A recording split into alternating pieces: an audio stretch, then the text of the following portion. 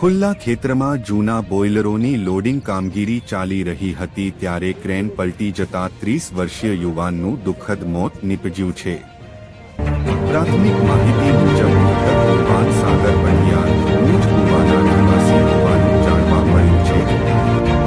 તે ઘટના સ્થળે સુપરવાઇઝર તરીકે કામગીરી સંભાળી રહ્યો હતો।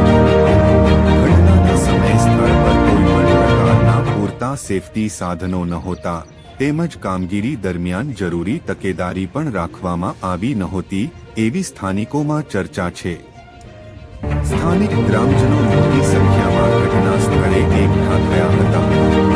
બનાવની જાણ થતાં પોલીસ પણ તાત્કાલિક ઘટના સ્થળે પહોંચી હતી અને આગળની કાર્યવાહી શરૂ કરી છે।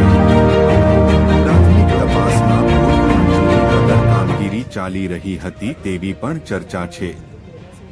જો કે આ અંગે પોલીસ અને કંપની તરફથી સત્તાવાર સ્પષ્ટતા આવવાની બાકી છે। ઘટના બાદ વિસ્તારમાં શોક અને રોષનો માહોલ છે। સ્થાનિક લોકો કંપની સામે કડક કાર્યવાહી કરવાની માંગ કરી રહ્યા છે। અકસ્માત કેવી રીતે અને કયા કારણસર થયો તેની વિગતવાર તપાસ પોલીસ દ્વારા હાથ ધરવામાં આવી રહી છે।